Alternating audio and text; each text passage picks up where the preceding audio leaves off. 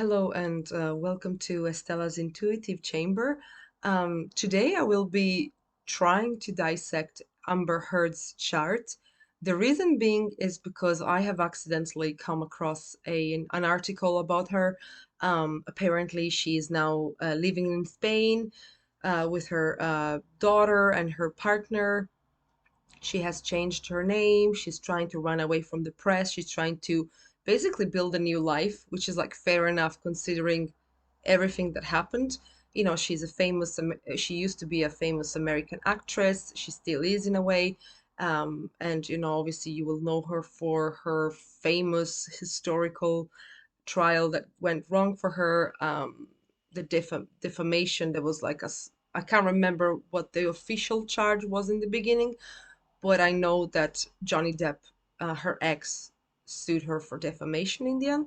The trial went wrong, and now she has to pay him, I think, $1 million or whatever, in damages to cover for whatever. Anyway, I'm not gonna get into details of that. So I have seen this article, and I was reading it a little bit, and I got kind of curious a little bit, and I thought to myself, actually, I could go check up her chart. This is something that kind of happens to me all the time. I watch something, I listen to a nice podcast, I watch an interview or I watch a documentary, and I see, I don't know, I see anything, like anyone, like of any sort of like celebrity or person that's putting themselves out there. And the first thing that I want to know is what's their chart. Like, I want to know what they have in their charts and what makes them behave or do what they do, or what makes them speak the way they do, what makes them look the way they do. I'm so, so, so curious. I love dissecting and analyzing people. I would be the kind of person to sit back in a room full of people, and I wouldn't maybe like, I would obviously talk and socialize, but I would be the one to kind of dissect and analyze their behavior. I would analyze their body movements. I would analyze their eyes, and like I just love doing that. I'm a pseudo, um, I don't know, like how would you call those people that are like, they just like to sit back and watch? As weird as that sounds wrong, obviously, but I'm a psychological voyager. I just like to kind of sit back and listen and look at people, not in a creepy way, I swear. Uh, but anyway, I was going to go to her chart. I don't even know how I'm doing this right now because I'm quite sick today, but I don't even know where I get the energy from. It must be the planets in my first house right now, just kind of making me go wild a little bit.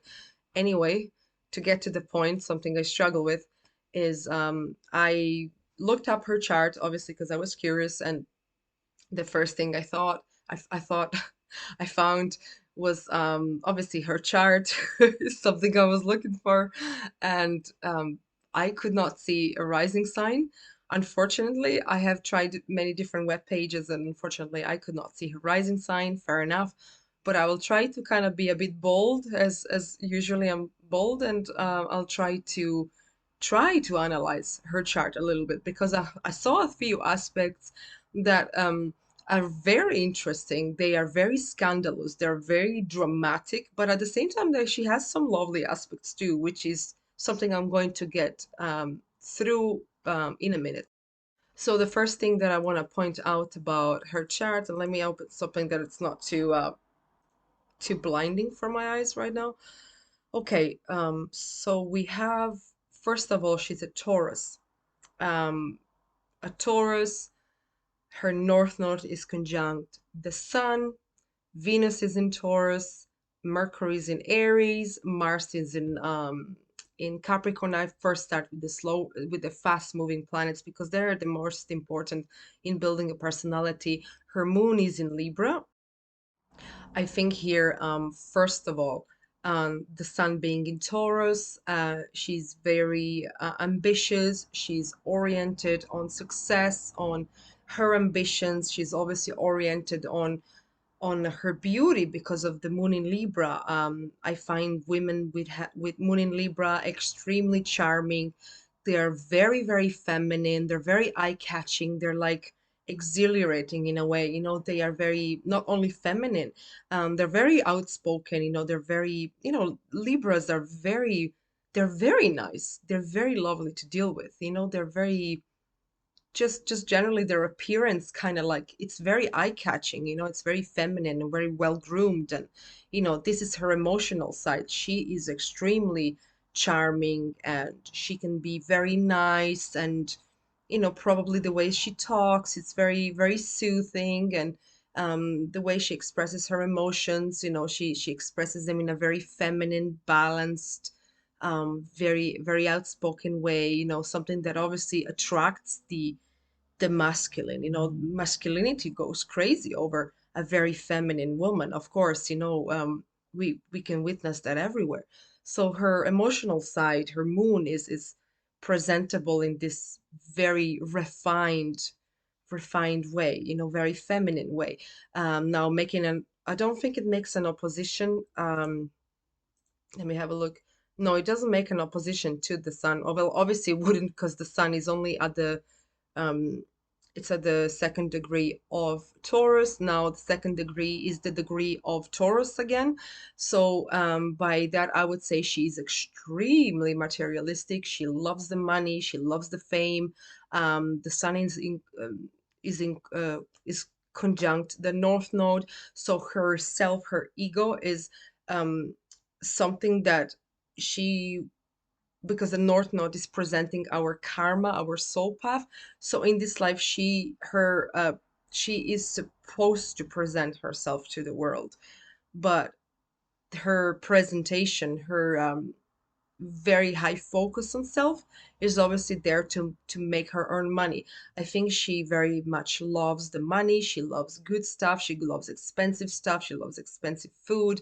She likes, she's not the kind of person that will just settle for modest places or modest clothes, or Moon in Libra, they like good perfumes, they like good clothes, they like to look good, they like to have a lot of money. So I think because her sun is on the second degree of Taurus, the degree of Taurus, because the first degree would be the degree of Aries, the second degree would be the degree of Taurus. So she's very, very, very materialistic, very money obsessed, and her taste is extremely refined. She loves good stuff, and she's not afraid of showing it. She will do anything for money. It's a common theme I see with Tauruses.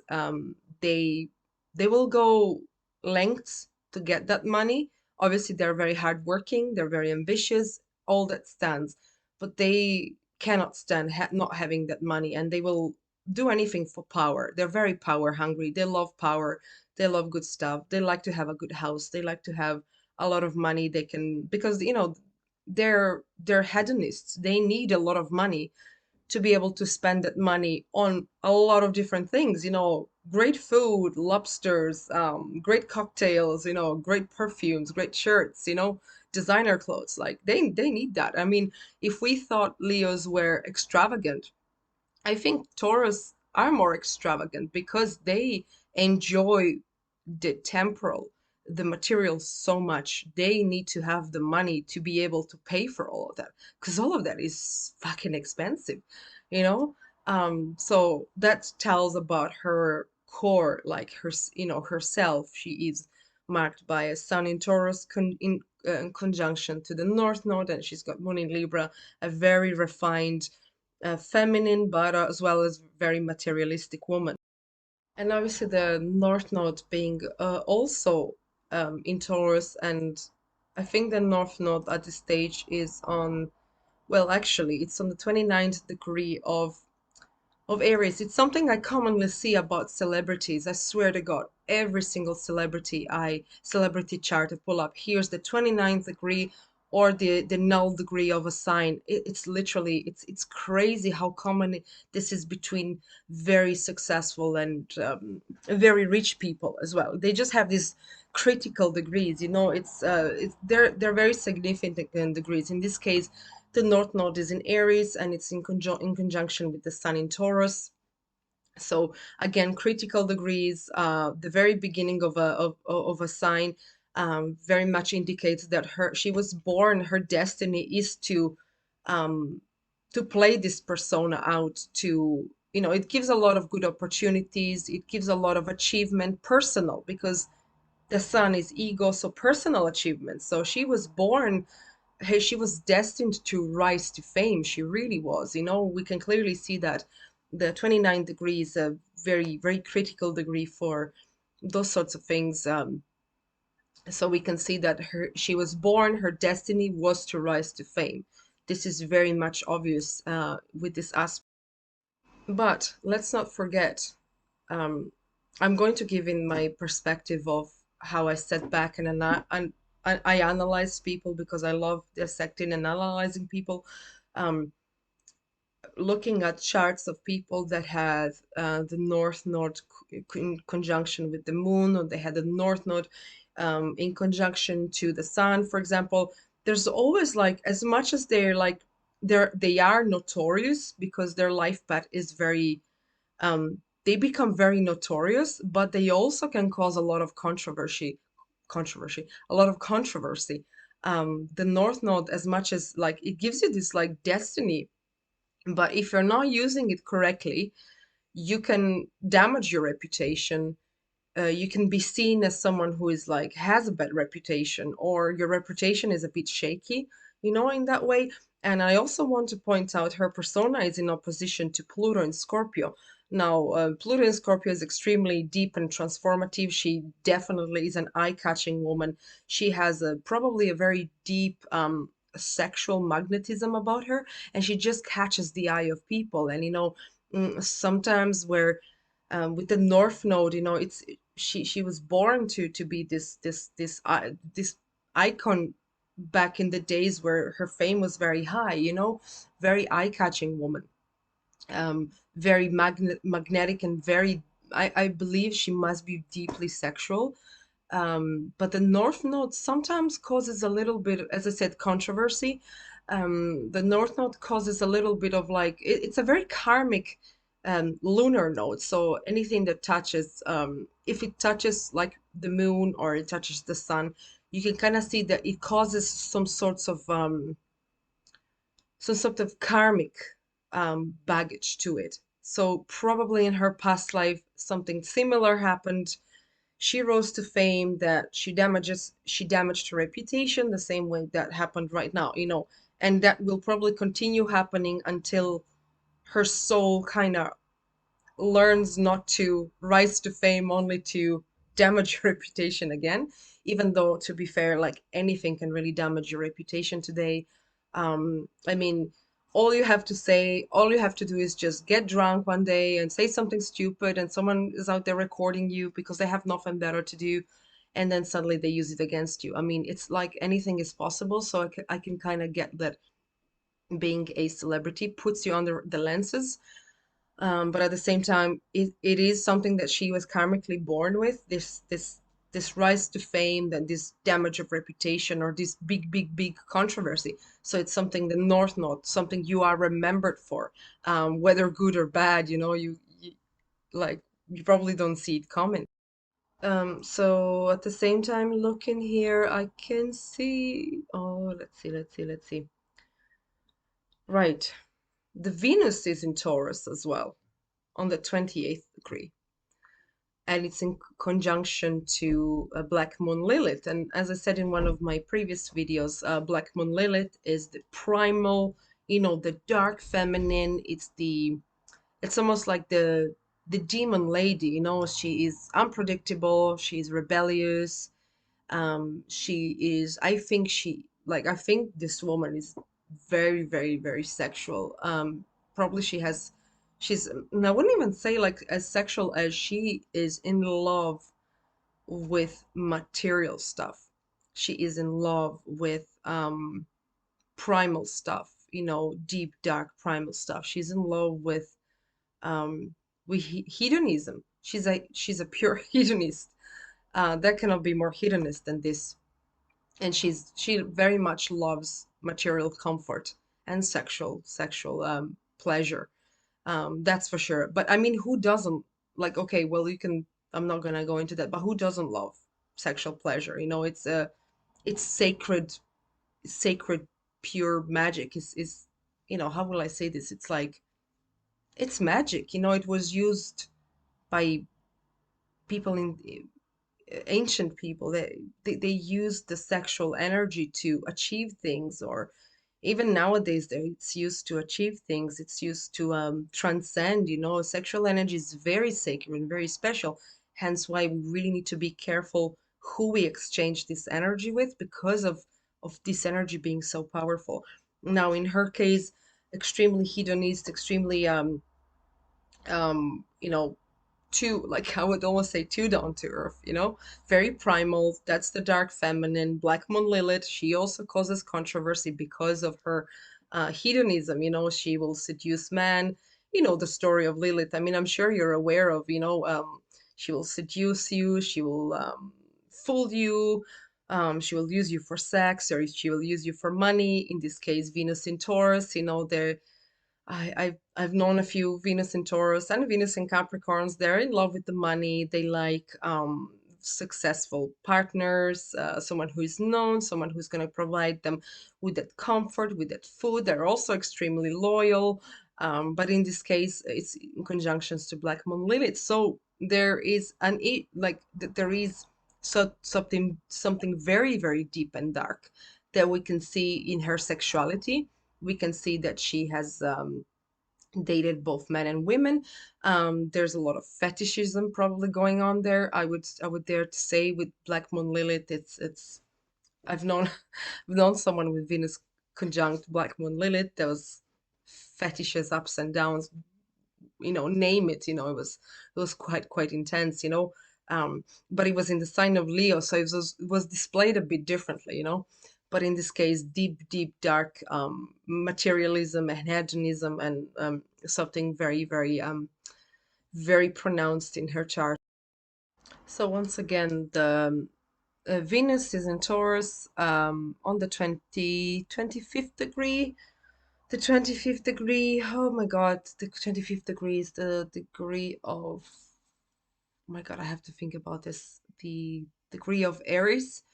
So very much a go-getter in terms of love.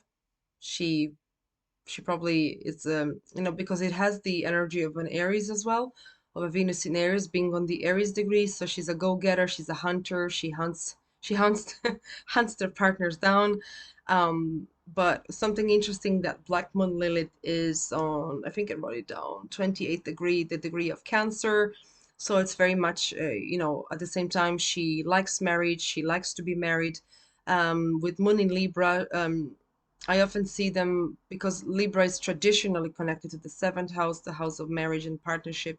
So she likes to be married. She likes to try to create a family, which is something like she ultimately likes the idea of marriage, of a wealthy marriage, of a marriage to one person, loyalty. But there's an issue. There's an issue with that. Now, I don't know her rising sign, so I obviously don't know which houses these planets are in and which houses they're aspecting. You know, it's very hard for me to tell. I would have to do a birth rectification, which I'm gonna be honest, I'm not too good at, and I haven't really done that much lately.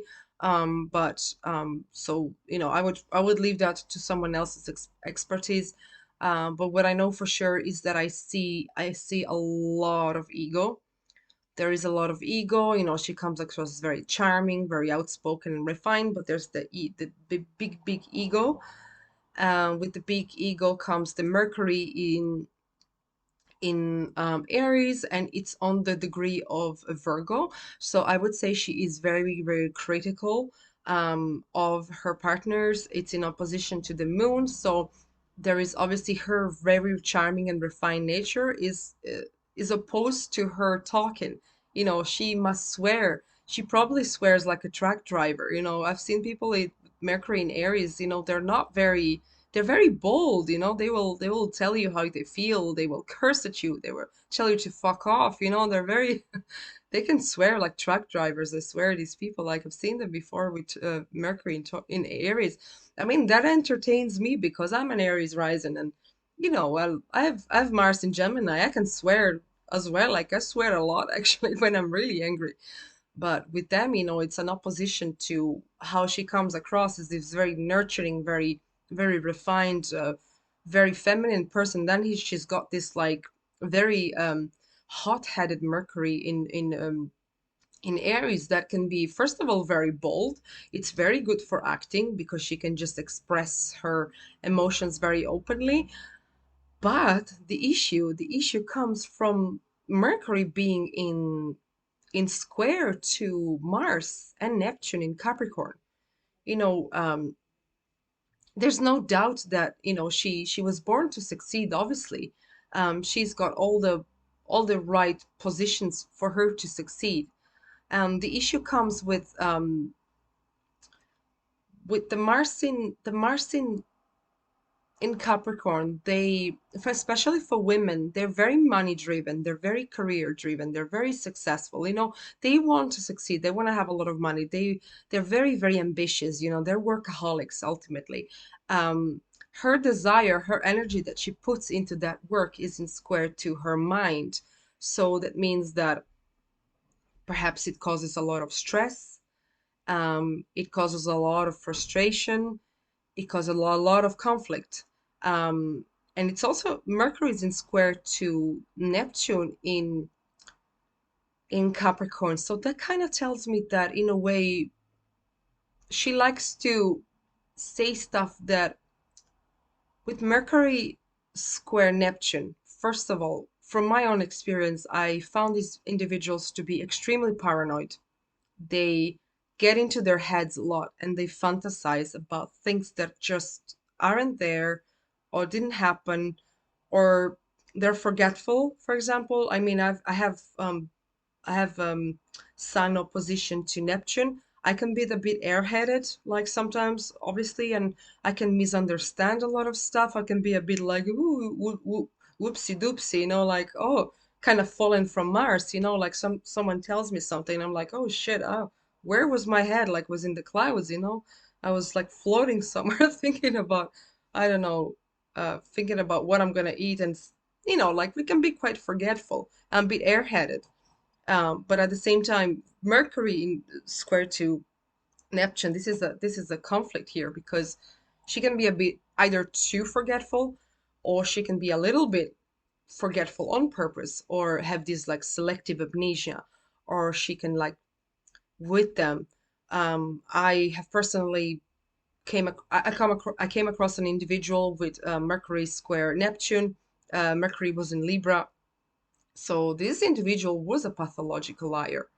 It is very common to see this aspect. I'm not saying it applies to all of them. The good side of the square between Neptune and Mercury, that these people can be good writers. They can be very they can have very big. They can be idealistic. They can be good actors because they can fake, because being an actor is about acting out with emotions. They can fake these emotions so well. They can fake their act so well. They can tell you lies and you'll believe them. That's why a lot of actors, they have a lot of Neptune and Mercury, because you need to be able to fool the public a little bit. So for her that comes really easily. She will do anything to fool you for the money, for the fame. She very much loves the fames and the money. um and perhaps sometimes she will be ready to lie to get that money and that fame or whatever.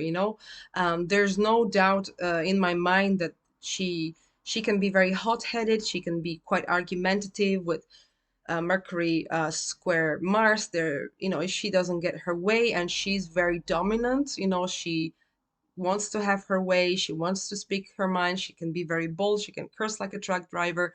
She can have these angry outbursts. She can tell you, "Oh, I love you, and I want to spend the rest of my life with you." Then she can tell you, "Oh, I'll kill you," or "You piece of shit," whatever.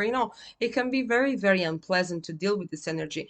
At the same time, not forgetting that the moon is in square to those two planets. So first of all, there's emotional delusion going on. So individuals that they think they think they found their soulmate, but they kind of like they see things through rose-colored glasses, and they don't see that they're so idealistic. They put everyone on a pedestal, and there's like really it's very hard for these individuals to actually put them on the ground and say, look, this is not the person for you. You're making a mistake, or you have to take things really slow. They just rush into relationships. They get married overnight, and then 6 months later, oh God, here we go, court, lawyers, and so on. So it's not common for her to actually fall in love really quickly, but be extremely delusional about that love, and be also very there's a connotation here a little bit on the being a bit emotionally abusive,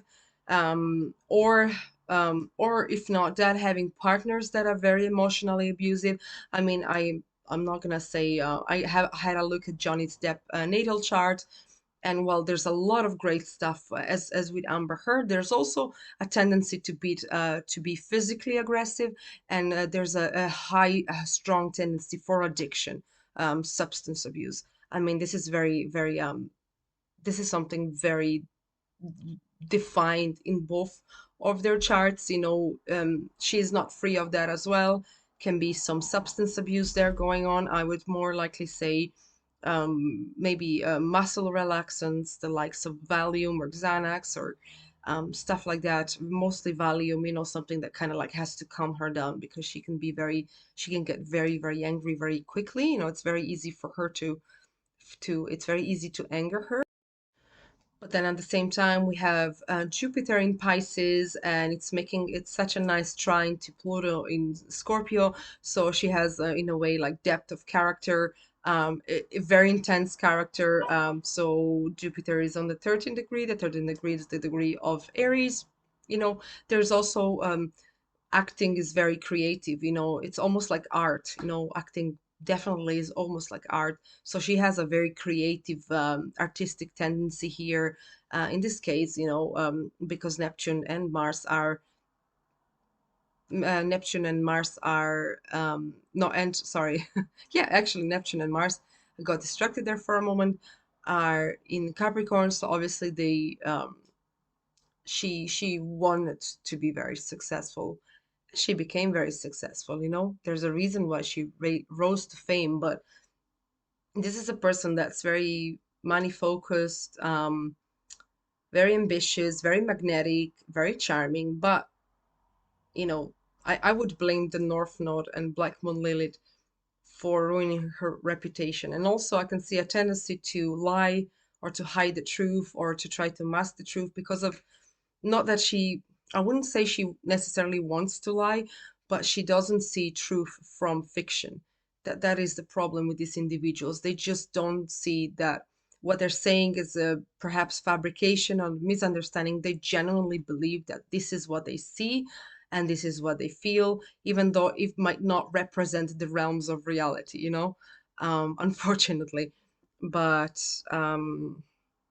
there's obviously a lot of good aspects as well. I mean, there's the trine between Neptune and the Sun. So perhaps after this whole ordeal, I could predict that she could go into like a spiritual mode, kind of like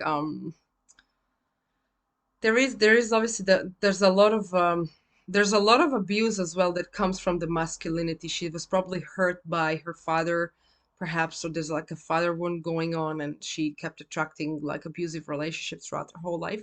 But I could predict that maybe in the future she might retreat, um, like look inward and maybe become very spiritual, and just go from that like fame and exposure and big reputation and celebrity status to a person that just likes her day-to-day life, is practicing a lot of spirituality. And I wouldn't say with that chart, I wouldn't say she would give up on having a lot of money very easily. She will find a way for sure. As well, her Saturn and Uranus are in Jupiter. So, this kind of this energy, along with everything else, she'll probably continue to make headlines, but I would expect she will probably calm down a lot, and maybe choose the spiritual path. I see here most likely outcome. Yeah, but that's it. That's my reading for Amber Heard, and I hope I'll do more of those videos because they're very much fun. Let me know what you think. Like and subscribe if you liked this, and um, if you have any suggestions of who you would like me to analyze the chart of, let me know, because this is just so much fun. I love doing this so much, especially with celebrities, because they're always very fun to follow, or maybe annoying to follow, depending. But yeah, that's it. That's the way I have analyzed it, and nothing else to say really. That's all. I better go.